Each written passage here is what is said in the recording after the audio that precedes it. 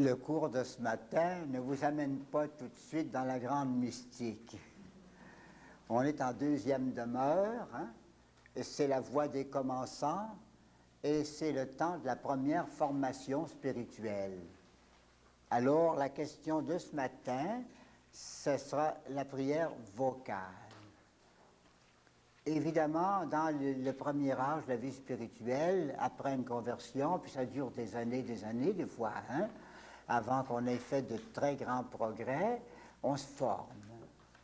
Puis on se forme en profitant d'abord des prières qui sont à notre portée, hein, avant d'entreprendre de grandes choses profondes, là. Alors on se forme avec les prières qu'on a.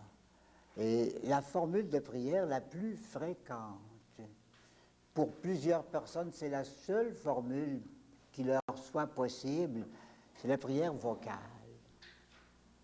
Alors, il faut tout de même en parler. Hein? D'autant plus que la prière vocale, vous le verrez, elle peut vous prendre dès le premier jour de votre conversion, puis elle peut vous amener jusqu'au sommet de la vie spirituelle. Évidemment, il y aura d'autres formes de prière plus parfaites et qui viendront s'échelonner dans votre vie, mais cette prière-là, on ne la lâchera pas, la prière vocale. On en a pour la vie. Alors, c'est assez important de réfléchir là-dessus. Ce ne sera donc pas un cours difficile ce matin, mais on peut dire un cours nécessaire avec objectif, là, profiter le mieux possible d'une prière que souvent on fait avec routine ou sans trop d'attention. Hein? Se mettre à profiter de cette prière-là pour avancer. D'autant plus que souvent on n'a pas d'autres moyens. Prière vocale. Dolce nos orare, enseigne-nous à prier, disaient les apôtres. Alors là, nous sommes en deuxième demeure. Une âme de deuxième demeure prie avec une ferveur et des degrés très variables. Il y a des personnes en deuxième demeure qui sont tellement pieuses et tellement bien formées que même on serait tenté de penser que ce sont des saints. Tu sais? Même en deuxième demeure. Puis par ailleurs, en deuxième demeure, on rencontre des gens qui sont à peine capables de balbutier quelques petites prières. Il y a toutes sortes de choses, hein? Au point de vue connaissance, au point de vue formation, au point de vue ferveur, au point de vue développement. Il y a toutes sortes de choses dans ces deuxièmes demeures-là. C'est le temps de la formation. Disons, si vous voulez, c'est le primaire. Puis dans le primaire, il faut apprendre un tas de choses, hein? On ne pousse pas, mais on apprend, hein? Et puis si on veut en profiter, bien alors les progrès subséquents sont beaucoup plus faciles, hein? Donc, on prie avec une ferveur et des degrés très variables, suivant que cette âme est plus ou moins avancée. Il y a des personnes en deuxième demeure qui sont sur le bord des troisièmes et des quatrièmes, là. Puis il y en a d'autres, mais ils sont plutôt sur ce bord-là, sur le bord des premières, hein? Alors, il y a toutes sortes de monde là-dedans. Il ne faut pas penser que quand on entre dans une demeure, on est comme dans un grand salon, tout le monde mêlé ensemble, puis c'est tout du pareil, hein? Il y a des différents niveaux, là. Et suivant aussi la ferveur, suivant qu'on veut plus ou moins avancer. Il y a des gens qui sont en deuxième demeure depuis 40 ans, 50 ans, 60 ans.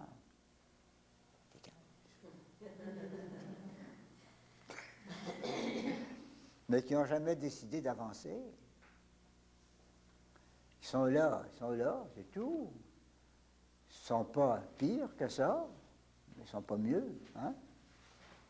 Alors, ils n'ont pas décidé rien, puis ils s'entretiennent avec quelques petites prières, des fois avec des courants de ferveur qui passent là-dedans, mais ce n'est pas tellement une vraie formation, ce n'est pas tellement du solide. Il y en a d'autres, par ailleurs, qui entreprennent ça. Hein? C'est comme si vous voulez entrer dans une communauté religieuse avec noviciat ou sans noviciat. À supposer qu'on dirait, ben, la porte est ouverte, venez, puis tout le monde embarque, puis chacun se débrouille comme il peut. Hein? Ça ne serait pas toujours brillant. Hein? Puis par ailleurs, on dira, si vous voulez qu'on ait une vraie bonne communauté, il va falloir un bon noviciat de formation. Hein? Les Vietnamiens, eux autres, un noviciat, ils appellent ça Nyatop. Ça veut dire la maison d'exercice. C'est Nyatop.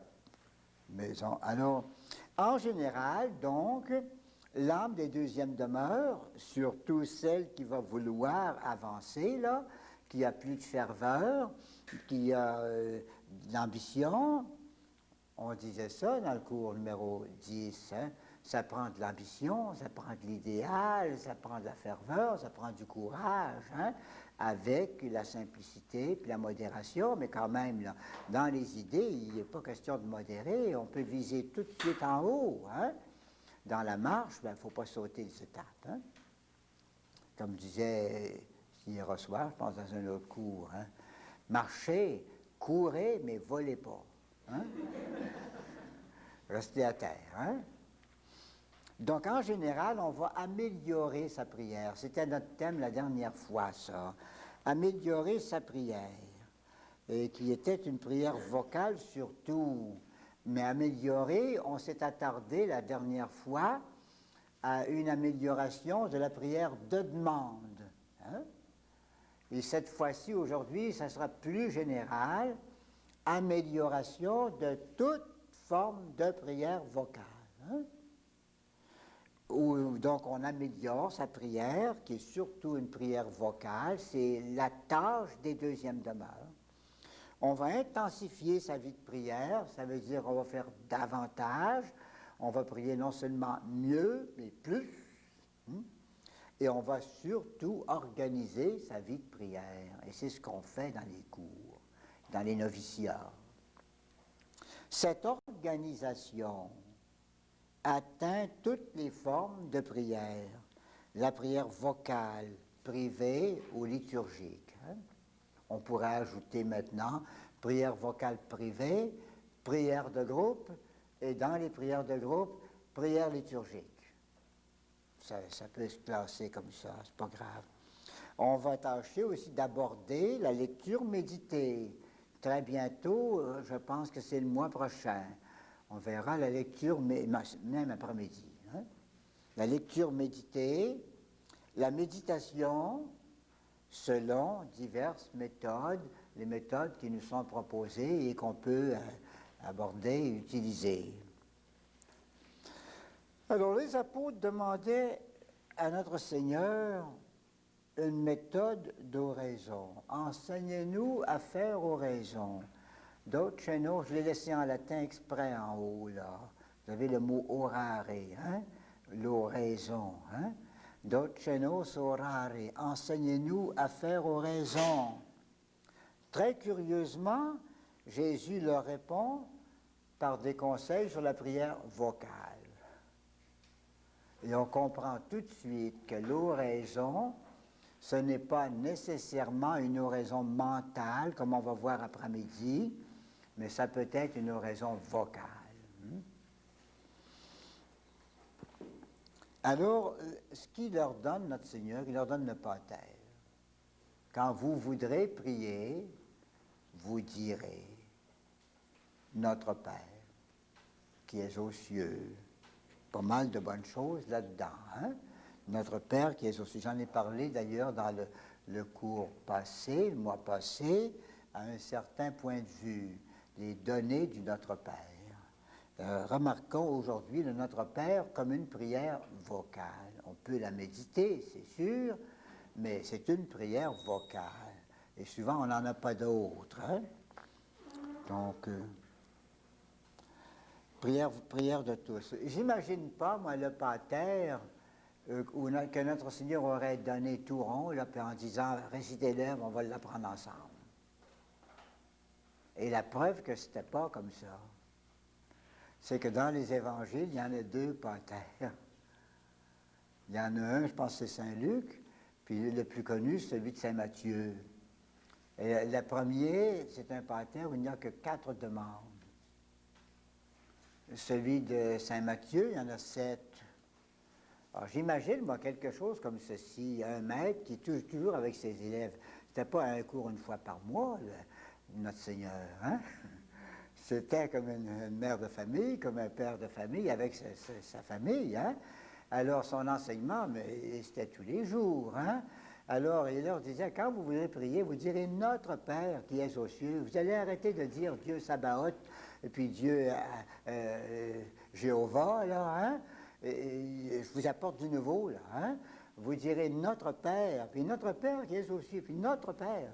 C'est notre Père à tout le monde, hein? Bon, il a dû répéter ça des centaines de fois, hein? Que ton nom soit sanctifié. Pensez-y à la gloire du Seigneur, ainsi de suite. Hein? Puis envoyer toutes sortes de choses comme ça. Puis les apôtres se disaient, lui, c'est comme ça qu'il comprend la prière. Hein? Faut louer le Seigneur, il faut sanctifier son nom, il faut arriver à faire la volonté du Seigneur. Il nous l'a tellement dit, il nous l'a tellement répété. Hein? Et vous voyez, il faut voir concrètement. Moi, je ne vois pas du tout notre Seigneur arriver avec un papier comme celui que vous avez, là. Puis dire, je vous ai préparé une petite prière, on la dira à chaque fois qu'on se réunira. C'est pas comme ça, hein? C'est pas ça du tout, d'autant plus que c'est très oriental, hein? Puis c'est patriarcal, c'est comme un papa avec sa grande famille, là, et puis parfois la famille s'élargit pas mal, hein?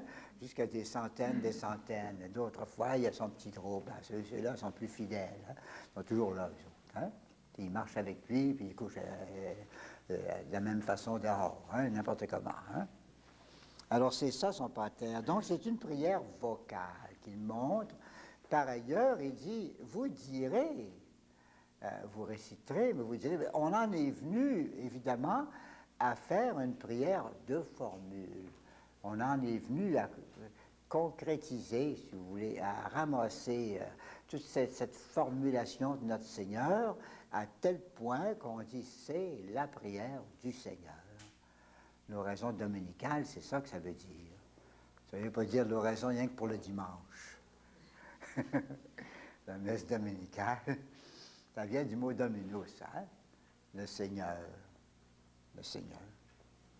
Alors, les idées sont très simples aujourd'hui. Le pater et la prière vocale, mettez le pater comme la prière vocale parfaite, et autour du pater, toute une nuée de prières vocales plus ou moins parfaites, selon que ça se rapproche plus ou moins de la perfection enseignée par Jésus. Hein? Il y en a de piètre qualité, des prières vocales. Puis il y en a d'autres, mais c'est magnifique. Il y en a qui approchent pas mal la prière du Seigneur d'une certaine façon. Alors, on va dire, si vous voulez, le pater comme prière vocale type, et autour de ça, la même vérité, plus ou moins appliquée à d'autres prières qui sont moins caractérisées que ça. Hein? Bon. Alors, on dit pater, ça veut dire toutes les prières vocales. Hein? D'abord, première idée, c'était la prière de tout le monde. Puis deuxième idée, c'est une prière excellente, malgré qu'on en dise parfois que c'est inférieur, que c'est élémentaire, et ainsi de suite. Il y a beaucoup de très beaux aspects là-dedans, et ça a des côtés excellents. Et troisièmement, après la pause, ça a l'air de rien sur vos feuilles, on s'attardera un peu sur la manière d'utiliser avec profit la prière vocale. C'est tout le cours. Petit appendice de rien sur la prière de groupe à l'Église.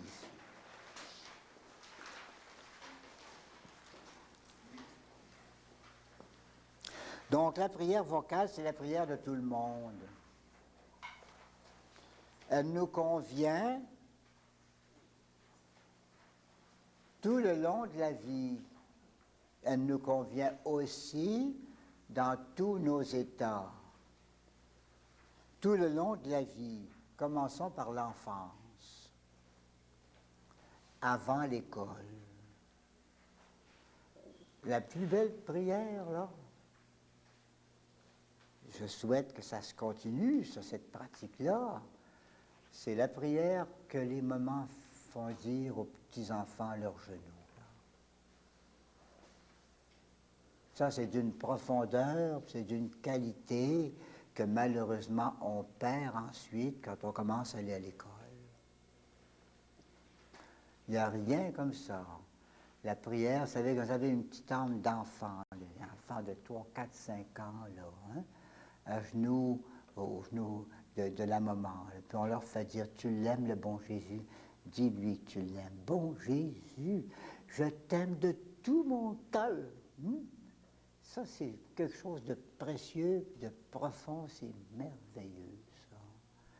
C'est justement la prière après laquelle il faudra essayer de revenir plus tard, après tout un pèlerinage dans la médiocrité. Hein? Puis un jour ou l'autre, on essayera de revenir à cette petite formulation de l'enfant devant le Seigneur. C'est direct, ça.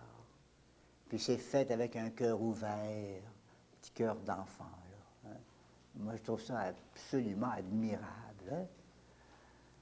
Et puis ça va être gâté, ça, par quoi? Et remarquez le principe. Ça va être gâté par la formule. La formule est une nécessité, mais c'est une nécessité encombrante et parfois la formulation viendra tuer le cœur de la prière. Et c'est un principe général. Vous verrez plus tard que pour accéder au quatrième demeure, il faut avoir été capable de faire sauter les formules. Et si on tient à ces formules, on n'entrera jamais en quatrième demeure. L'obstacle est encore là. Hein? Chez les commençants, la formule, c'est le mot à mot.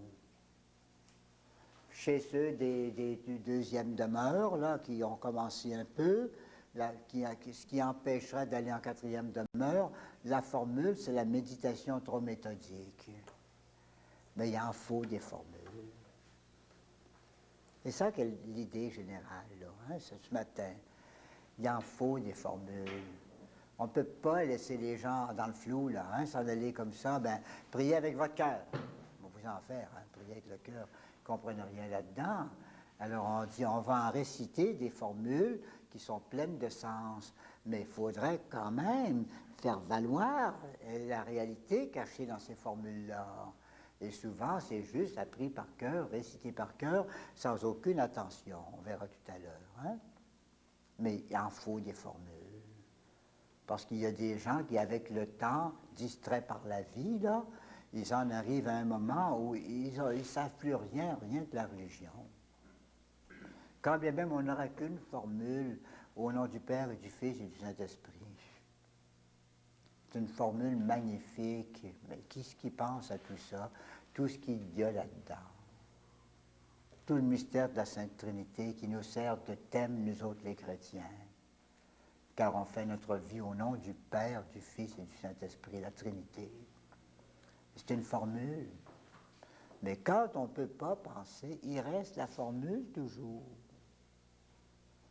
Puis il y a beaucoup de gens qui ont été tiraillés dans la vie, emportés ici et là, hein, par les difficultés de la vie, les distractions, puis parfois les tentations de la vie, hein, puis qui ont passablement oublié leur vie de prière.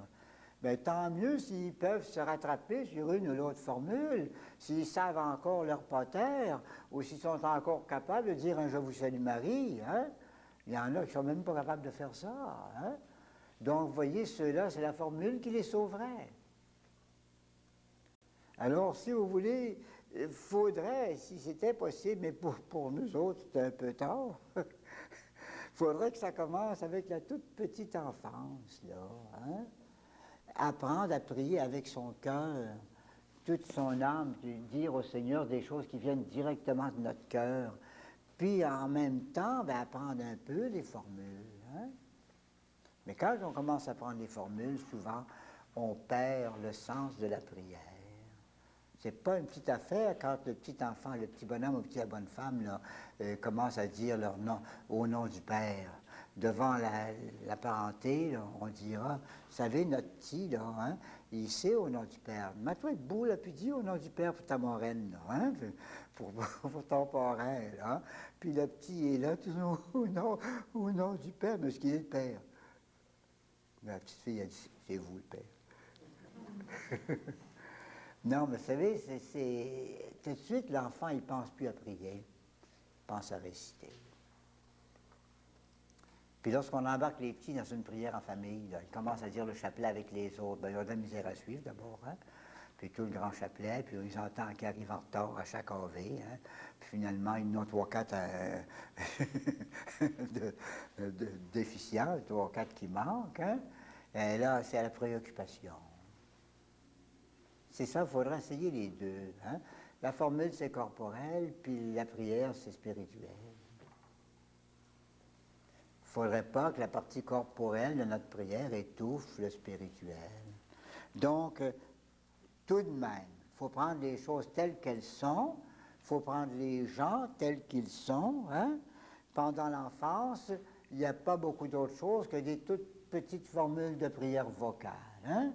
Puis ensuite, quand on va à l'école, c'est pas mal fini, la prière à l'école, ça. Hein? Non, on avait ça. Hein? En tout cas, la prière de groupe, là, bien, c'est encore la formule, souvent. Parmi la foule, qu'est-ce que vous voulez faire? On ne peut pas faire méditer une foule. Allons ensemble, méditons, là. Ça ne médite pas comme ça, une foule. Alors, qu'est-ce qu'on fait en foule? Ben, on récite des formules. Et ce sont des prières vocales. Nécessairement ça, hein? Vous savez, les petites histoires de curé qui me dit, les pères rédemptoristes, il dit, vous autres, vous êtes bons rien que pour dire, bonne Sainte-Anne, assoyez-vous.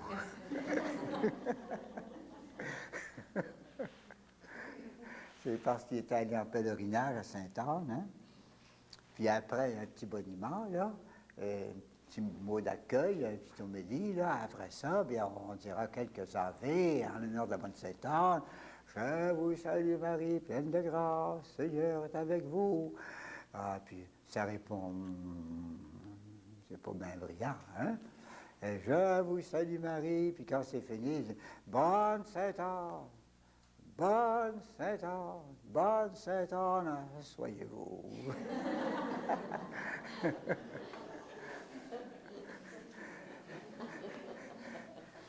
Mais dans la foule, qu'est-ce que vous voulez qu'on fasse? Saint Alphonse disait que les pères devaient montrer aux gens la méditation. Ben oui. Nous autres, au collège, c'était la même chose. Au collège, ils nous disaient qu'il faut apprendre la méditation. Mais qu'est-ce que ça voulait dire? Ça voulait dire qu'il y a un père qui méditait tout haut, puis nous autres, on ne faisait rien, on faisait rien. Alors, il nous aidait un petit peu à penser, avec une petite méditation qu'il faisait, une petite pause de temps en temps, et puis ainsi de suite. Hein? Mais au fond, une foule, ça ne médite pas, une foule, ça récite des formules. Hein? Il y a des gens qui restent simples aussi, qui ne seront pas capables de se développer assez intellectuellement pour faire des prières mentales. Des prières de méditation, de réflexion, ils ne sont pas capables. C'est pas développé assez. Tu sais, ça a toujours appris comme ça. Ma grand-mère disait son chapelet, puis mon père, ma mère aussi disait le chapelet, puis moi aussi. Hein? Puis ça va comme ça. Hein? Et le pape Pie XII, quand il a commencé la réforme liturgique avant le concile, Pie XII, avant Paul VI, là, il disait déjà, il y a des gens qui ne marcheront pas là, dans les paroisses, hein? Qui ne seront pas capables d'entrer dans la participation. Vous savez, il nous demandait de participer aux offices, de dire amen, de suivre, puis de suivre un peu le mouvement du prêtre, puis ainsi de suite. Puis Pie XII disait, il y en a qui ne seront pas capables, ben laissez-la tranquille. Laissez-la tranquille. Dérangez-la pas. Il y en a de moins en moins de ce monde-là, hein? Puis ça ne sert à rien d'aller les briser, hein? Ils n'ont pas été formés comme ça, mais c'est une génération qui s'en va, ça. Hein? On les voyait arriver pour communier, là, avec le chapelet à la main. Hein? Sainte Marie, Mère de Dieu, prie pour les pécheurs. Il n'y avait pas d'autre chose que le chapelet. Hein? Aller à la messe, ça voulait dire emporter son chapelet. Le chapelet est bon, on va en parler tantôt. Sérieusement. Mais en fait, il y a autre chose que la formule. Hein? Alors, pour la foule, en tout cas, pour ceux qui restent simples, là, ils n'ont pas d'autre chose. Laissons-les tranquilles. C'est encore surprenant. À travers cette espèce de simplicité, là, puis d'ignorance, on trouvera assez souvent quand même, au moins de temps en temps, vous savez, une réflexion profondément chrétienne. Là. Nos ancêtres, par exemple, ils savaient en trouver une de temps en temps. Hein? Au fond, ils avaient une foi vive, mais c'était enveloppé dans un paquet de formules. Hein? Pour les savants et pour les saints ont prié vocalement. Il ne faut pas dire, je suis assez saint maintenant, arrivé en quatrième demeure, je ne prierai plus avec des formules. C'est pour toute la vie. Puis les savants eux-mêmes, les savants ont besoin de se mettre à l'école pour prier. Ils ont beau être savants en philosophie ou en sciences, là, il faut quand même des formules pour s'aider. Hein?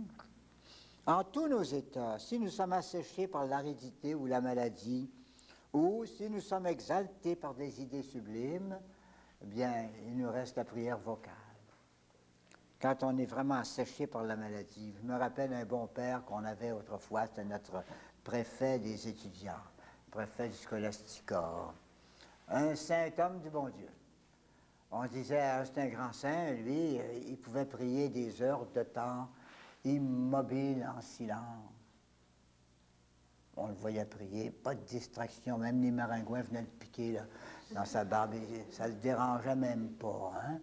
Tellement il était absorbé dans sa prière. Là, hein? Alors, il disait toujours, ben faites raison. Quand on était malade, les scolastiques, il y avait des épidémies de temps en temps, une dizaine qui tombaient malades. Il faisait le tour des chambres pour leur dire un petit bonjour, les bénir, tout ça. Hein? Bon, supérieur. Alors il arrivait, il disait, qu'est-ce que vous faites? Il y avait un tic. Son tic, c'était ceci. Quand il venait pour parler, on riait, on avait du plaisir avec ça. Alors il disait, qu'est-ce que vous faites malade comme ça, puis couché comme ça? C'est bien ennuyant. Hein? Ben oui, c'est vrai, c'est ennuyant, on ne sait pas quoi faire. Ben, petit fou, faites raison. Hein? On disait, ben c'est bon, c'est bien facile à dire, ça. Un vieux saint comme ça. Hein? Mais une fois, c'est lui qui est tombé malade. C'est pas pareil, là. La première fois de sa vie, il a fait l'expérience d'une fièvre. Ça a tant passé. Ça s'est mis à y cogner dans la tête, il ne comprenait rien là-dedans. Un réveil matin dans la tête. Qu'est-ce que c'est que ça, hein? Il a compris que c'était bon d'avoir des formules, puis de dire son chapelet, puis la grande oraison, là, il l'a laissé tomber pour ce temps-là. Hein? Non, si vous voulez, il faut être réaliste quand même dans la vie. C'est pas parce qu'on va prêcher la spiritualité ou qu'on veut aller à la spiritualité qu'on va dédaigner des choses élémentaires qui peuvent servir, qui nous ont servi déjà pas mal, qui peuvent nous servir encore et qui nous serviront tout le temps. Hein? C'est pourquoi il faut y faire attention. Cette prière a d'excellents côtés, des excellences. D'abord, on est certain que notre Seigneur n'a pas dédaigné cette prière, il a prié vocalement, dans son enfance, aux genoux de sa mère. Imaginez donc ça. La petite femme de 15 ans et demi, là, qui montre au Fils de Dieu à parler au Papa bon Dieu. Imaginez ça. Quel rôle de maternité, quelle affaire. Hein? Toujours, elle lui montrait ses prières. Puis on peut savoir quelle est la première prière qu'elle lui a montrée. C'était le petit psaume « Laudate Dominum omnes gentes ». Pour plusieurs raisons, on pense que c'est ça. D'abord parce que c'était le plus court des psaumes. Il y a 2 lignes seulement. Hein? 2 petits versets. Alors c'est plus facile de montrer une prière courte aux enfants que de leur montrer une page. Hein? Une deuxième raison, c'est que cette prière du Laudate, là, ça servait à toutes les réunions en synagogue. Toutes les réunions communautaires, là, il y avait toujours au programme cette prière-là, le Laudate. Puis une troisième raison, c'est que cette prière-là, ce psaume-là, il fait partie de quelques psaumes qu'on appelle les psaumes messianiques. Qu'est-ce que c'est ça que des psaumes messianiques? C'est des psaumes qui chantaient le Messie à venir, hein? Parce qu'il y avait beaucoup de psaumes qui chantaient d'autres choses, hein? Il y avait les psaumes graduels, les psaumes de la montée vers Jérusalem, des psaumes de pèlerinage, ça, hein? Nous allons vers la maison du Seigneur, Jérusalem, Jérusalem, te voici dans tes portes, là, hein? Et puis tous ces grands psaumes-là, ça c'était beau, on aimait ça, hein? Ça répétait, louez le Seigneur, comme une litanie, louez le Seigneur, hein? Il y avait ces psaumes-là, hein? On les a encore, hein? On a 150, hein? Mais il y avait les psaumes messianiques, c'est-à-dire des psaumes qui parlaient du Messie dans ce sens que ça dépassait la pensée des Juifs, hein? Les Juifs pensaient que le Messie, c'était seulement pour le peuple juif. Mais tout de même, malgré cette pensée, cette opinion répandue dans le peuple-là, ils étaient comme obligés, à chaque office, de réciter un psaume qui disait « Bénissez le Seigneur, tous les peuples. Louez le Seigneur, toutes les nations. » C'est ici, là, hein? Alors, à cause de ça, hein, on voit que c'est le Seigneur qui inspirait tout, et il voulait que ça soit récité souvent et chanté souvent dans les synagogues. Alors, on pense que c'est vraiment le premier petit psaume que notre Seigneur a appris de sa science expérimentale, hein? Donc, dans son enfance, grand jeune homme, évidemment, il participait aux offices. Dès qu'il était capable de marcher un peu, eh bien, il suivait ses parents, et jusqu'à l'âge de 12 ans, il allait soit du côté des hommes, soit du côté des femmes, hein, dans les réunions. Parce qu'à l'église, la synagogue était très, très divisée, hein. Il y avait la section des hommes, puis la section des femmes, très divisée. Il y a encore des pays où c'est comme ça, au Vietnam, par exemple. Puis c'est encore comme ça. Les petits, les autres, ça court à quatre pattes, ils traversent, ils sont avec papa, ils vont trouver le moment à l'autre bord, puis c'était comme ça, hein? Mais à partir de 12 ans, là, le petit jeune homme, il devenait majeur. Puis il disait, c'est moi maintenant qui mène ma vie. Ne saviez-vous pas que je dois être aux affaires de mon père? J'ai 12 ans. Je ne suis pas un gosse. C'est 12 ans, hein? Alors, évidemment, là, que ce soit avec ses parents, ou que ce soit mêlé avec les hommes dans la foule, là, il chantait, hein? Il récitait, puis il chantait les psaumes, qui étaient des prières vocales, puis il devait bien chanter, hein? J'imagine, moi, des bonnes dames pieuses, là, se tasser vers l'autre et dire « As-tu vu, petit bonhomme, s'il chante bien? Quelle belle petite voix! » Et il se mêlait à la foule, puis il chantait, il participait, hein? Au cours de sa vie publique, dans les synagogues, dans le temple, au milieu de ses disciples, c'est clair, on a même un texte, au moins un, qui nous dit qu'il a récité effectivement la prière. C'est le soir du jeudi saint. Ça fait pas longtemps qu'on a vu ça dans la liturgie. Le soir du jeudi saint, là, quand il a quitté, à la fin du banquet, après son discours sacerdotal, là, c'est marqué dans l'Évangile, après avoir récité l'hymne, il est parti avec ses disciples vers le jardin. Donc, c'était une coutume, on récitait l'hymne. Il aurait bien pu se passer cette fois-là, en se disant, l'heure est parlé assez, hein? On a fait assez de réflexions sur mon mystère, mais non, c'était tellement enraciné, on dit l'hymne, puis on se retire ensuite. Donc, on voit que c'est quelque chose, quand même, que notre Seigneur Jésus-Christ n'a pas dédaigné. Cette prière vocale, elle répond à un besoin de l'âme, un besoin d'être traduite par des paroles et par des chants. L'âme veut s'exprimer. Puis elle veut s'exprimer par des paroles et des chants. Avez-vous remarqué, vous avez remarqué sûrement ça, plus que moi peut-être, mais moi j'étais ravi, hein? C'est quand on a affaire à un petit enfant qui parle, qui dit à peine quelques mots, là, hein? Et il peut savoir 10-15 mots, là, hein? Tout petit bonhomme, petite bonne femme, là, puis qui essaye de vous raconter des choses, qui voudrait donc exprimer son affaire, hein? Je me rappelle encore un petit neveu, là, la première fois qu'il a entendu sonner une horloge. Les parents avaient acheté une horloge qui sonne, puis ça sonnait beau. C'est une belle petite horloge qui sonnait, là. Il tirait tout le monde, puis il essayait de dire venez voir. Puis il aurait donc eu quelque chose à dire, petit bonhomme, hein? Il n'est pas capable de le dire. Non, c'est un besoin. Hein? C'est un besoin de trouver moyen de passer dehors de ce qu'on pense en dedans, puis ce qu'on vit en dedans, puis la joie qu'on a. Alléluia! Hein? On a besoin de ça. Alors, voyez, psychologiquement, là, la place de la prière vocale. Hein? C'est un besoin. Dieu, d'ailleurs, exige cette prière.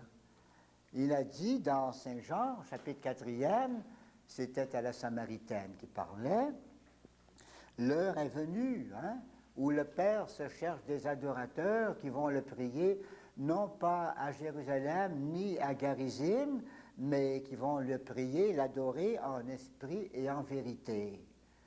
Et on a pris souvent cette phrase-là, on a utilisé cette phrase pour pousser la prière mentale, en disant, il a dit de prier en esprit. Mais n'oublions pas l'autre mot. Il a dit aussi en vérité. Puis la vérité, c'est quoi? La vérité, c'est que nous sommes corps et âme. Et que si notre âme a des droits et des exigences, notre corps aussi en a. Hein? La vérité, on est vrai quand on est tout entier, avec son corps et son âme, sa voix, son cœur. On disait dans le bréviaire, corda voce et opera, je vais te servir, Seigneur, par le cœur, par la voix et par les œuvres. Excellente aussi à cause de sa souplesse, car la prière vocale est très souple, malgré qu'en apparence, ça paraît raide, une récitation. Mais c'est souple quand même, puisque ça s'applique, ça s'adapte aux foules et aux contemplatifs. Les foules, soit un petit groupe de famille, soit un petit groupe de prière, comme on en connaît beaucoup maintenant, soit un groupe communautaire quelconque, soit la communauté paroissiale ou une communauté religieuse. Un groupe, là, ben, c'est la prière vocale qu'on fait dans ce temps-là. Hein? Ça s'adapte à un groupe, parfois à l'Église entière. Et là, lorsqu'elle traduit l'Église entière, c'est quelque chose de formidable. Et elle a une valeur d'ensemble, c'est un entraînement commun, et il y passe un souffle puissant. Je me rappelle deux scènes particulièrement, où j'ai vu la grandeur de la prière vocale. Il ne doit pas en avoir beaucoup ici de ce temps, peut-être, une ou l'autre personne, pas beaucoup. Hein? C'était en 1938, au Congrès eucharistique national, à Québec, sur les plaines d'Abraham. Il y a eu 3-4 jours de congrès. Hein? Puis un soir, c'était l'apothéose, sur les plaines d'Abraham, une magnifique température, le ciel bleu, étoilé, oh, quelle beauté! Grand reposoir qui dominait ce 100 pieds de haut. Là. L'ostensoir à 30 pieds au-dessus de nous autres, l'immense ostensoir. Il y avait 100 000 personnes à peu près, si pas plus. Hein? On a donné des communions. Moi-même, j'ai donné des communions pendant 2 heures avec des ciboires de 2000 hosties. Là. On avait emprunté des ciboires de toute la région de Québec. Portez-nous vos ciboires, on les marquait avec un petit anneau pour que ça revienne à la même place. Hein? On était 100 prêtres pour donner la communion. Hein? On se dit que c'était une affaire. Hein? Ça confessait sur le bout des bancs un peu partout. Immense cérémonie. Puis pendant l'apothéose, là, il y avait 2 pères. C'était cette fois-là 2 rédemptoristes, des manieurs de foule, des gens accoutumés aux foules, hein? Pèlerinage, tout ça. Hein? Alors, il avait commencé les louanges au Saint-Sacrement. Chacun avait son flambeau, il y avait les grands forts, là.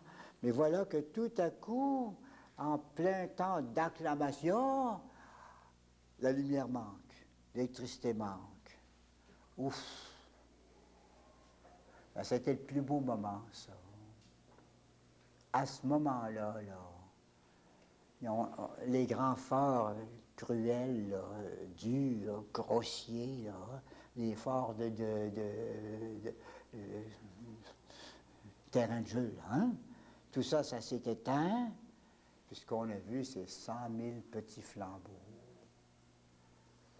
flammes vivantes. C'est autre chose. Toutes ces petites flammes qui dansaient, qui chantaient, là. Puis à la place des haut-parleurs, le tintamarre métallique de ces haut-parleurs de foire, là, hein, l'extérieur, là, c'était vraiment la voix d'un peuple. Moi, ça m'a impressionné tellement. On aurait dit que cette voix-là partait des entrailles de la terre, là, et que ça montait directement vers le ciel. À ce moment-là, on peut dire que la prière vocale dépasse de beaucoup des prières mentales. Une autre fois, c'était à la basilique Sainte-Anne. C'est-à-dire, j'étais à côté, moi, chez les petites sœurs franciscaines, et je prêchais une retraite à des fondatrices de communautés. Imaginez donc. Une retraite à des fondatrices de communautés. Il y en avait 9 personnes. Ils n'ont pas toutes fondé, vous savez. Hein? Il y en a 2 qui ont réussi, 3, c'est-à-dire 2 qui ont réussi une fondation et une autre fondation. Les autres n'ont pas fondé, ils ont fondu. Hein? Ça arrive souvent dans ces entreprises-là. Hein? En tout cas, on était là, puis on m'avait demandé une petite retraite de 3 jours sur la messe. Hein? Puis on est venu nous dire tout d'un coup, à la basilique en bas, là, il y a quelque chose de magnifique aujourd'hui, là. Il y a une messe de pèlerinage de chorale. Il y a 1000 chanteurs de chorale qui sont là. Tous des chanteurs exercés. Des dizaines et des dizaines de chorales, là. Chaque chorale son directeur, puis un grand coryphée au bord du chœur pour guider tout ça, là. Ben, je vous assure, quand ils ont chanté, par exemple, le Sanctus, c'était impressionnant. C'était le grand Sanctus que vous vous rappelez encore peut-être, là. Sanctus,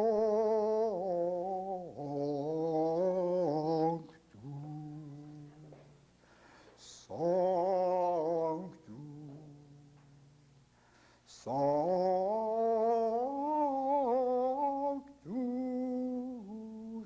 Vous aviez vu rouler ça dans les voûtes, là. Cette beauté-là. On dit ça, c'est l'Église catholique en vie, là, qui est après s'exprimer avec sa voix, la voix de l'Église, là. Puis toute cette foule qui entre dans cette voix-là, là, comme un haut-parleur de prière, formidable. La prière vocale a donc des sommets qu'il ne faut pas dédaigner. Et si la plupart du temps c'est un peu plus gris que ça, ça ne fait rien, c'est à nous d'y apporter une vigueur spirituelle. Je dis donc ça s'adapte aussi aux contemplatifs, pas seulement tout le monde, là, aux foules, mais aux contemplatifs. Les contemplatifs ne doivent pas mépriser cette prière-là. Les saints et les mystiques ont prié vocalement. Ils doivent l'employer ensemble, en commun, ça c'est toujours comme ça, ensemble. Mettez 30 contemplatifs ensemble et ils vont prier vocalement. Ils ne feront pas de contemplation. Puis dans les groupes de prière, on ne fait pas de contemplation. Qu'est-ce qu'on fait? C'est la prière vocale, ou bien récitée, ou bien spontanée. Hein? Mais c'est la prière vocale. C'est pas de la méditation. Il y a une petite formule qui est entre méditation et prière vocale, la prière spontanée. Hein? Et puis, alors, souvent, même les mystiques, au mauvais jour, ils devront la dépasser, l'employer, puis l'employer. Mais en général, on leur demande, les contemplatifs, et c'est le Saint-Esprit qui leur demande, d'en venir à dépasser la prière vocale. Autrement, ils n'entreront jamais dans ces profondeurs-là. Hein? Alors là, voyez-vous, d'abord un premier temps de notre cours ce matin. Après ça, je vais parler surtout de la manière de l'utiliser et de la vivre, hein, cette prière-là. Ça va. C'est correct.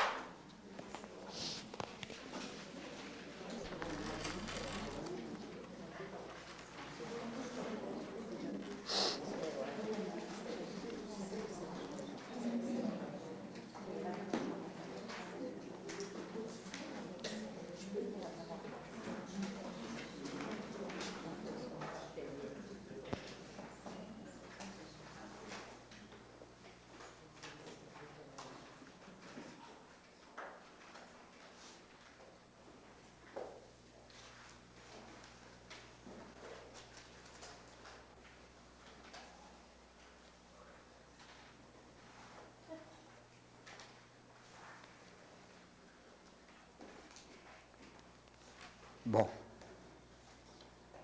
Il s'agit maintenant de la pratique. Puisque j'ai dit tout à l'heure que c'est bon à condition que ça ne soit pas vidé de la prière proprement dite. Hein? Alors, comment s'arranger pour que ça ne soit pas vidé comme ça, que ça soit vraiment prière? On peut ramener tout à 3 lois.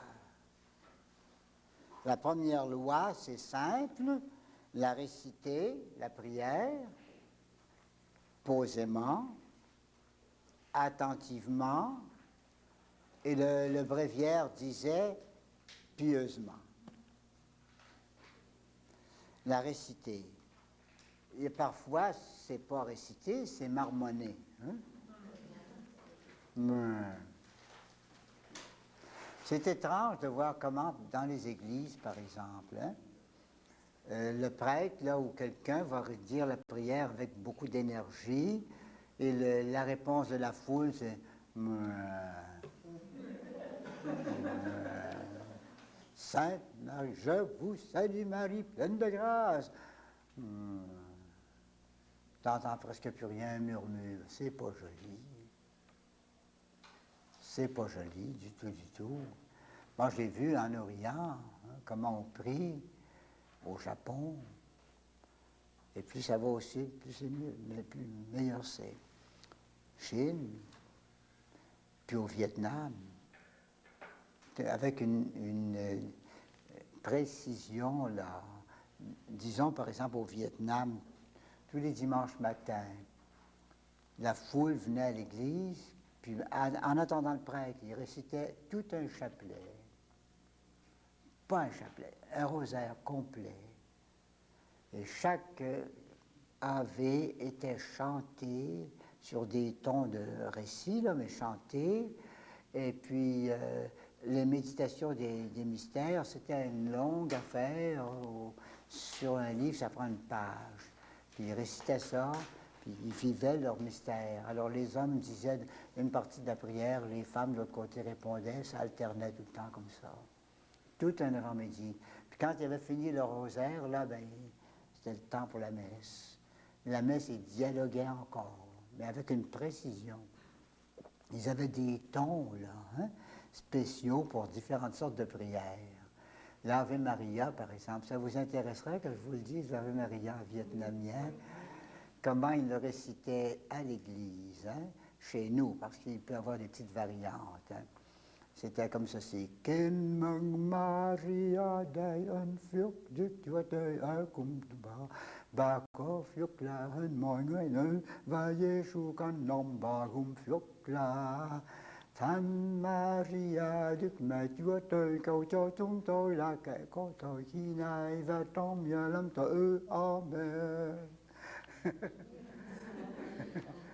Lâm tử, c'est mourir ça, hein? Vous avez remarqué le mot fiuk? Fiuk, ça c'est le bonheur, ça. Madame avoir bonheur extraordinaire plus que n'importe qui. Bà có phước là hơn mọi người nữ. Người nữ, ça c'est madame. C'est les femmes, ça. Hein? Un homme, c'est người. Puis une femme, c'est người nữ. Mais c'est dire quand même que ces gens-là, là, en Orient, ben, ça se comprend. Hein? Ils ont été abandonnés longtemps. Un missionnaire pouvait faire jusqu'à 30 000 à la ronde. Hein? Et un prêtre pour 30 000 à la ronde. Alors, ils n'y vont pas souvent. Et il arrive assez souvent que le dimanche, ils n'ont pas de prêtre.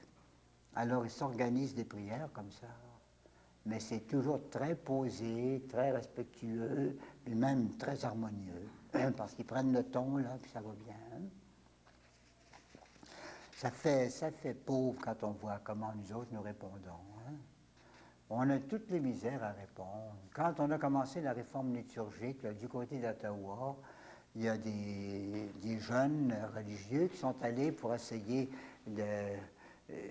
d'initier les gens à la participation à la messe. Hein? Mais dans une petite paroisse, ça a pris 3 ans avant d'obtenir un bel Amen. On dit, vous allez le dire, Amen. Vous allez le dire comme il faut. C'est rien qu'au bout de 3 ans qu'ils ont eu un succès vraiment, là, la foule répondait Amen, comme c'est supposé être un vrai cri d'approbation. Là, hein? Ben, c'est ça, mais nous autres, on a vidé ça. En chantant, généralement, on n'a plus de chance parce qu'on pense plus aux mots, puis on est marqué par le rythme là, de la musique. Alors, ça se tient un peu plus, le sens des mots. Mais dans la plupart de nos prières vocales, c'est triste à dire, on les a vidées. Il n'y a presque plus de prière là-dedans. Il y a la bonne volonté de faire quelque chose, de dire quelque chose, hein, mais il n'y a pas de vie tellement là-dedans. Alors, ça ne progresse pas vite dans ce temps-là. Donc, je dis, la réciter posément, ça mérite d'être récité posément. Sans exagération, évidemment, il ne faut pas non plus se distinguer puis embêter tous les autres. Hein? Retarder parce qu'on trouve qu'ils vont trop vite, puis se mettre à tirer en arrière, c'est pas plus beau. Hein? C'est encore pire. Deuxièmement, et c'est la partie principale, animer sa prière vocale, l'animer de méditation intérieure, soit en pensant aux mots prononcés ou lus.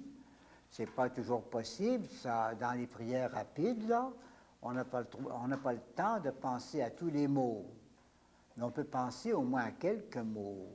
Je suppose, par exemple, que vous voulez dire votre Ave, là, puis en pensant aux mots. Bien, vous n'êtes pas capable, pendant un chapelet, de dire « Je vous salue Marie, vous êtes pleine de grâce, le Seigneur est avec vous, vous êtes bénie entre toutes les femmes. » Il n'y a pas moyen de faire ça. Hein? Mais vous êtes capable, peut-être, par exemple, de penser à un mot ou deux à chaque Ave. Par exemple, vous direz un Ave, votre chapelet, une journée, en insistant « Je vous salue Marie, pleine de grâce, le Seigneur est avec vous. » Je vous salue Marie, pleine de grâce, le Seigneur est avec vous. Là, vous avez une idée qui va rentrer chez vous. Hein?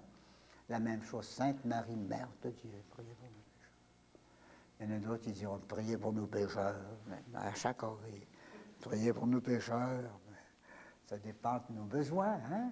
Mais il y a moyen quand même d'appuyer sur quelques mots. Quand il n'y a pas moyen d'appuyer tous les mots, ça prendra 1 heure peut-être. Hein? Mais on peut appuyer un mot ou l'autre et ça donne une intériorisation, une intériorité à votre prière. Hein?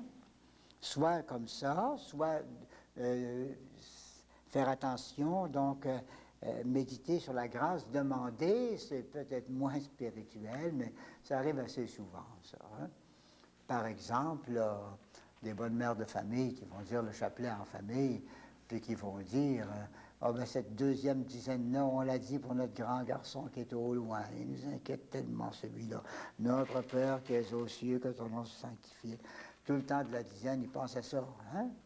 C'est moins méditation, ça. Mais la meilleure manière, c'est la vraie méditation. La méditation de nos prières. Quand vous avez un livre, on peut y aller tranquillement et prendre chaque mot. Prenez par exemple une prière qu'on a exploitée souvent et qui est très belle. Âme de Jésus-Christ, sanctifiez-moi. Corps de Jésus, son corps, hein? Sauvez-moi. Sang de Jésus, hein? Enivrez-moi. Eau qui sortait du côté de Jésus, lavez-moi. Puis ainsi de suite. Hein? Vous pouvez là faire une espèce de méditation sur les mots qui sont là, que vous inventez pas, mais que vous trouvez tout fait là, puis ça peut répondre pas mal à des besoins de prière, souvent en tout cas. Hein? Alors c'est une façon de faire ça aussi. Au mot, ça peut être une autre prière, Je vous salue Marie, sur laquelle on s'attarde une bonne fois, ou un pater sur lequel on va s'attarder. Hein? Petite Thérèse, une fois, elle a mis 1 heure pour un pater. Ben, c'était plus qu'une récitation. Hein? C'était une vraie méditation. On n'a pas toujours le temps de s'attarder comme ça, mais on peut quand même penser à quelque chose de beau pendant qu'on récite les prières. Mais je veux insister là, tout particulièrement sur le chapelet. Avec le vent qui a couru après le concile, là, hein, on a essayé à plusieurs endroits de faire une campagne contre le chapelet. C'est une des plus mauvaises actions qu'on a faites de ce temps-là, ça. Il en reste encore. Mentez, mentez, il en restera toujours quelque chose. Hein? Blasphémer, blasphémer, il en restera encore quelque chose. Hein? Mais si on va aux sources, si on va par exemple au Cultus Marialis depuis Paul VI, le livre sur le culte marial de Paul VI, on voit que Paul VI accordait une telle importance au chapelet qu'il classait le chapelet comme troisième prière en importance dans toute la tradition catholique. Il disait la première de toutes les prières, la prière liturgique de la messe, l'Eucharistie. Tout de suite après, il mettait la prière de l'office, le bréviaire. Hein? Et il disait tout de suite après, en importance et en dignité, le chapelet, le rosaire, et c'est Paul VI qui nous a dit, même si vous ne dites pas le rosaire des 15 dizaines, que vous en dites seulement 3, vous avez les indulgences du rosaire quand même. Ça vient de Paul VI. Puis il a insisté beaucoup là-dessus, comme prière d'église, une prière de notre religion, une prière d'église, c'est très important. Alors, il ne faut pas que vous prêtiez l'oreille à toutes sortes de diffamations blasphématoires qu'on a entendues depuis une dizaine, une quinzaine d'années peut-être là. Hein? Ça, c'est Satan qui a passé après le Saint-Esprit. Hein? C'est le pseudo-concile. Hein? Le chapelet aura toujours sa place, inspiré par la Vierge elle-même, et puis il a fait des générations de saints et de saintes. C'est très beau, le chapelet. Maintenant, il y a différentes manières de dire son chapelet. Hein? Voulez-vous, vous aimeriez ça, que je vous passe un chapelet? Comment est-ce qu'on va faire ça dans les différentes demeures? Chapelet des commençants, des deuxièmes demeures, puis comment est-ce que ça va? Vous n'entendez pas ça souvent, hein? D'abord, ordinairement, on prend un chapelet. Quand on n'en a pas, bien, on fait ce qu'on peut, hein? Puis mon cousin, par exemple, lui, il conduisait un camion. Puis sa femme, très pieuse, lui disait, « Faut que tu pries quand tu conduis ton camion. » Ben, elle dit, « Je prie, je prie, je prie. » Elle dit, « Ouais, je voudrais bien voir. » Mais je dis, « Mon chapelet. » Dis ton chapelet, ça doit être beau de le voir dire ton chapelet, t'as même pas de chapelet, qu'est-ce que ça fait, ça? Il dit, moi, je chauffe, puis je dis les OV, puis quand je pense que ça fait 10, il dit, je passe à un autre, hein? Mais elle dit, ouais, mais tu comptes pas. Il dit, c'est pas moi qui compte.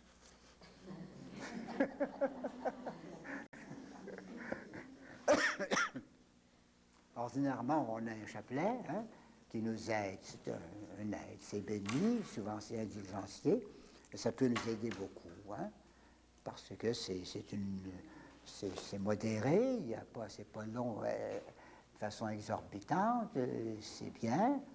Alors, comment on dit son chapelet? Après l'introduction, là, vous avez des bonnes gens. Je crois en Dieu, notre Père, je vous salue Marie, Marie, Marie, Marie, ça passe comme ça va bien.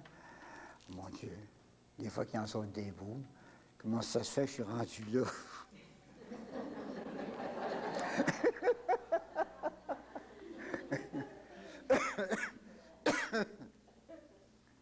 Ça, c'est pas bien avancé, ça. Si vous voulez, c'est un petit commencement de deuxième demeure. Hein? On le dit. C'est mieux que rien. Hein? Puis il y a des fois, il faut bien avouer aussi qu'il y a des fois qu'on est obligé d'aller un peu plus vite, les autres vont plus vite, puis on suit. Hein? Mais le dire pour sa dévotion personnelle, ben, c'est un peu vite, ça. Hein? Alors on dit, ben, pensez au mystère. C'est pour ça que c'est si valable, le chapelet. C'est parce que c'est une méditation de toute la religion catholique. Vous avez tous les grands mystères dans le chapelet. Le mystère de l'incarnation, c'est les mystères joyeux, ça. Vous avez le mystère de la rédemption, ben, c'est le mystère douloureux. Et puis avec la résurrection, là, vous commencez le mystère de la sanctification. Hein? Toute l'affaire du Saint-Esprit, là. Alors, si vous pensez à ça, ça vous fait penser votre religion. Vous savez, mes chers amis, il y a des chrétiens qui ne pensent pas. Ils ne pensent rien. Ils ne pensent pas d'autre chose que de manger, puis de regarder la TV. Mais il n'y a rien dans leur tête, là. Pense pas. Pourtant, on aurait de si belles choses à penser. Et où prendre ça, ces belles choses à penser? Vous prenez ça dans l'Évangile. Tout ce qui nous est raconté dans l'Évangile, ça fait des bonnes pensées, ça. On lit des petits romans, puis ça va donner des mauvaises pensées. Bien, l'Évangile va vous donner des bonnes pensées. Puis des pensées, c'est pas de la philosophie, ça. C'est des représentations sensibles de ce qui s'est passé dans le temps de notre Seigneur. C'est rien que ça qu'on vous demande. Essayez de revoir en imagination, là, comment c'était le jour de l'Annonciation. La Sainte Vierge avait peut-être même pas 15 ans encore, autour de 15 ans, là, toute jeune, toute fraîche, là. Puis elle était sans doute occupée à penser au bon Dieu, lorsque, tout à coup, arrive l'ange. Ils nous font croire que c'est pas vrai, ça. Parce que les autres qui ont inventé ça, là. Alors, il arrive un ange, l'ange du Seigneur apparut à Marie, hein? Et elle conçut par l'opération du Saint-Esprit. Puis vous avez tout ça, là.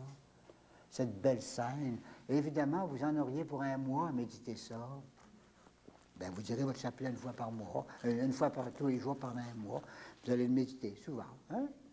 Alors, une fois, vous prenez un point, puis vous n'avez pas le temps d'aller plus loin, ben mon Dieu, tant pis. Hein? Prenez par exemple, premier mystère, l'Annonciation. Bon, qu'est-ce que je vais faire? Il faut que je pense un peu qu'est-ce que c'est. C'est l'ange qui vient trouver la Sainte Vierge pour lui dire qu'elle va être mère de Dieu. Bon, je vais essayer de penser à ça, puis je dis mes ave. Premier ave, je vous salue Marie, pleine de grâce. Seigneur est avec vous. Je vous salue Marie, pleine de grâce. Le Seigneur est avec vous. Je vous salue Marie. Puis vous voyez toujours la Sainte Vierge. Mon Dieu, mais qu'est-ce qu'elle va dire? Est-ce qu'elle va dire oui? Continuez toujours, je vous salue Marie, pleine de grâce. Je vous salue Marie, pleine de grâce. Elle a dit son fiat. Ah, que c'est beau, ça. Mon Dieu, je suis rendu au bout de ma dizaine. Oui. Deuxième mystère, ben, laissons faire. Une autre fois, je penserai encore. Hein? Deuxième mystère, l'Annonciation, la visitation. Qu'est-ce que c'est ça? Sainte Vierge qui va visiter sa cousine à Hébron, là, à une carême. Hein? Notre Père, vous savez. Je vous salue Marie. Bon, elle arrive là, toute cette scène. Je vous salue Marie. Ça me donne une bonne distraction. J'avais demandé des petits gars un jour plein une grande salle de collège. J'ai dit, êtes-vous capable, mes petits garçons, là? Vous voyez la belle Madone qui est ici en avant, la belle Sainte Vierge. Êtes-vous capable de dire votre chapelet, de dire vos ave, puis de penser à d'autres choses?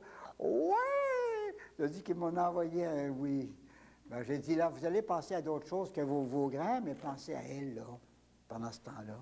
Regardez-la comme elle est belle, regardez-la, puis pensez à elle pendant que vous allez dire les ave. Correct.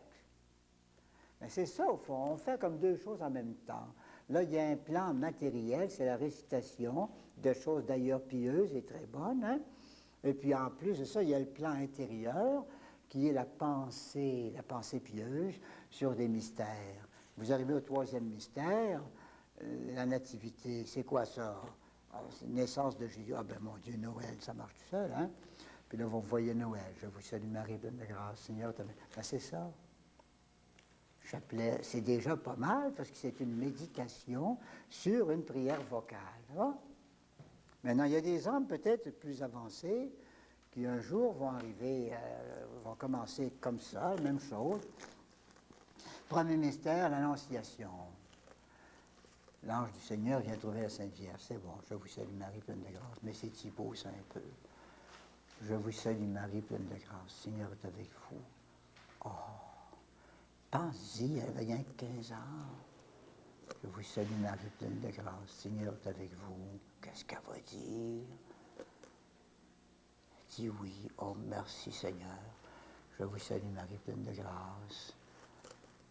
Deuxième mystère. C'est trop beau. La même chose. Notre Père. C'est permis, ça. Bon, certain que c'est permis. Sainte Vierge a dit de méditer sur les mystères. Ça l'est, ça. Puis là, vous en avez peut-être pour 2 dizaines, faire la même chose. Peut-être pour tout un chapelet. Vous aimez ça, puis vous voyez-vous, là, vous vivez une chose. Mais il peut arriver encore des âmes peut-être plus avancées, plus simplifiées que ça. Ils ne savent peut-être pas, mais sont avancés pas mal. Ils sont mal à l'aise quand ils disent le chapelet. Ils commencent « Notre Père, je vous salue Marie », ça va, « Je vous salue Marie ». Puis là, il reste pris la beauté de la Sainte Vierge. « Je vous salue Marie ».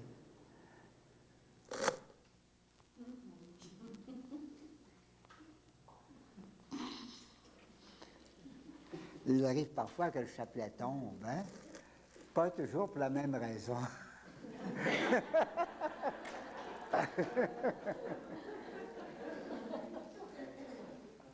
Il y a des gens, vous savez, c'est assez avancé, ça. Ils ne sont plus capables de dire leur chapelet. Parce que dès qu'ils veulent dire leur chapelet, ils se recueillent puis ils partent, là. Ils partent dans le Seigneur. Ça peut arriver, j'en rencontre de temps en temps du monde comme ça, mais je vais vous donner un petit conseil. Si ça vous arrive, là, même si ça vous arrive, là, que le chapelet vous fatigue, pas parce que vous n'aimez pas ça, mais parce que vous vivez trop avec la Sainte Vierge, là, hein? Ça peut arriver. Si ça vous arrive, là, persistez quand même à dire votre chapelet au moins de temps en temps. Lâchez-le pas. Parce que quand ces moments de ferveur-là seront passés, vous voudrez revenir à votre chapelet. Puis si vous avez fait une coupure trop grande, là, ça ne revient pas facile. Hein? Alors essayez quand même de ne pas laisser tomber le chapelet. Il arrive dans ce temps-là que si on a de la misère à le dire seul, on peut le dire à deux ou à plusieurs, hein, en famille, à deux ou trois, ça va très bien. Ou on le dit en marchant peut-être. Hein? Ou encore, on peut s'aider avec des images de l'Annonciation, de la Visitation, de Noël, puis des différents mystères, là. Alors, en regardant l'image, ça force moins pour la méditation, mais vous avez quand même une méditation suggérée, là. Puis vous dites vos ave en regardant cette image-là. Donc, vous pouvez faire quelque chose de très, très beau. Du côté prière vocale, si vraiment vous l'animez, votre prière de méditation, des choses qui sont là. Hein. Troisième règle, c'est plus simple, puis c'est assez simplifié ça. Souligner sa prière par des gestes à l'occasion. Quand il s'agit de certaines prières liturgiques, la messe, on a simplifié beaucoup les gestes dans la liturgie. Par exemple, au lieu d'une belle grande génuflexion, souvent on va se contenter d'un grand salut. Hein? Puis le salut, bien, il rapetisse, puis il va finir par un petit salut comme ça. Hein? Mais ça simplifie beaucoup. Mais au moins, quand on fait un geste, qu'il soit bien fait. Si on fait une génuflexion, que ça soit vraiment bien, une belle génuflexion. Si on fait une salutation, que ça soit bien aussi. Puis, les gestes de main, là. Hein? C'est drôle, hein? Mais autrefois, on joignait les mains comme ceci. Hein? Puis maintenant, on ouvre les mains comme ça. Les deux choses ont une certaine valeur. Autrefois, on mettait les mains jointes, c'est comme si on avait voulu percer le ciel là. Hein? Monter au ciel, ça va. Maintenant, on ouvre les mains, c'est comme si on voulait dire ben, que ça vienne. Réception. Hein? C'est la même chose pour la distribution de la Sainte Eucharistie. Avant, on disait que le corps de Jésus-Christ garde ton âme pour la vie éternelle. Hein? Vous disiez Amen, c'est vrai, bon, qu'il garde mon âme. C'était une prière. Maintenant, c'est plus ça. Hein? C'est vraiment le corps du Christ. Ben, oui, c'est vrai. Vous le recevez. Hein? C'est bon, c'est une nuance nouvelle, mais c'est bon. Hein? Bon, voilà quelque chose. La prière vocale peut devenir une véritable oraison. Nombreux couvents de bénédictins, qui sont supposés des contemplatifs, où l'office liturgique est la seule oraison recommandée par la règle et les traditions. Évidemment, la plupart des communautés, depuis plusieurs siècles, depuis au moins 3 siècles, la plupart des communautés maintenant réservent un temps pour faire ce qu'ils appellent la méditation ou l'oraison mentale.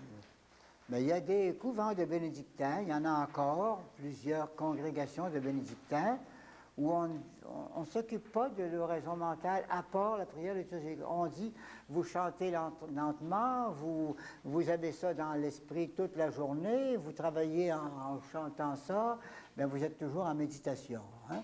C'est une façon de voir. Hein? Alors, si vous voulez, ça veut dire en tout cas que la prière vocale, surtout la prière liturgique, je l'aborde là, elle peut, jusqu'à un certain point, tenir lieu de commencement de méditation toujours. Hein? Maintenant, il y a un petit appendice, c'est plutôt cocasse, ça. Je ne le remettrai pas si ça existait, mais puisque c'est là, je vous l'explique un petit peu. Hein? Prière liturgique. La prière liturgique, c'est une prière vocale qui est faite par l'Église groupée, par un groupe de l'Église et qui tourne autour d'un mystère liturgique. Hein? Et vous savez que même quand un prêtre dit la messe tout seul, bien c'est pour l'Église qui dit la messe tout seul. C'est au nom de l'Église. L'Église est là. Hein? L'Église est vivante et puis sa prière, elle compte comme une prière d'Église. Le bréviaire, c'est la même chose. Pour ceux qui sont obligés au bréviaire, les prêtres et les moniales contemplatives. Là, hein.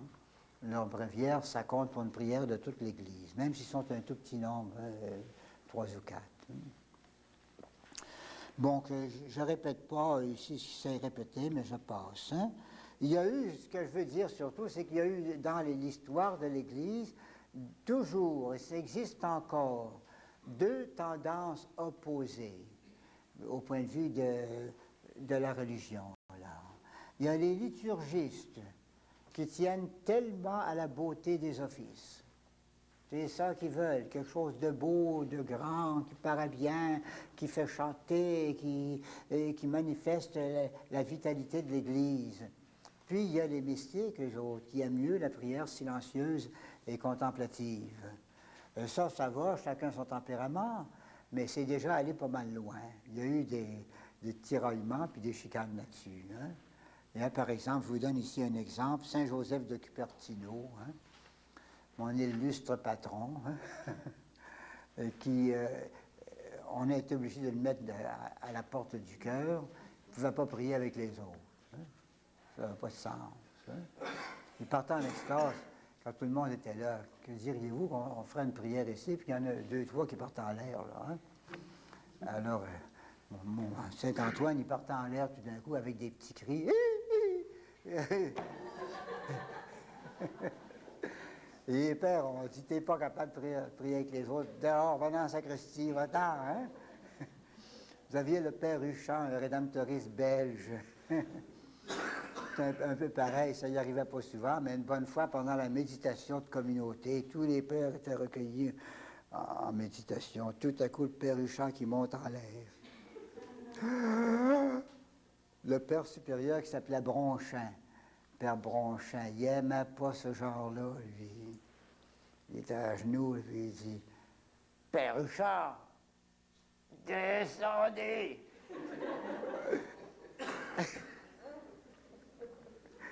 Puis le père Richard est descendu tranquillement sur son prie-dieu. Il est retombé à sa place. Après ça, on lui a dit, t'es pas capable de prier avec les autres, va-t'en de côté, hein, tu prieras de ton bord. Hein. Non, ça dérange, ça. Mais il y a toujours eu ça. Hein. Les mystiques, les autres, ben, ça dérange les autres. Puis les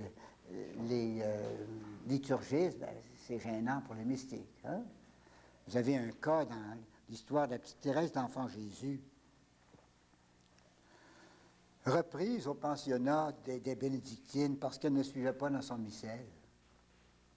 Il faut dire que c'est dans le commencement des petits missels. Hein. Avant ça, on n'avait pas de missel. Hein. Puis dans ce temps-là, on commençait la série des missels bien connus, dont Lefebvre et puis Maret-Dessous, puis d'autres missels. Hein. Ça sortait, puis on donnait le missel à tout le monde, le petit missel portatif. Hein. Et puis la sœur bénédictine insistait, « Mes enfants, vous suivrez dans le missel. Hein? » Puis elle était à côté de Thérèse, puis elle regardait dans son livre. Thérèse, elle commençait comme ça, puis ensuite elle levait la vue vers l'autel, puis là, elle trouvait ça beau à l'autel, puis elle restait là. Hein? La sœur a regardé.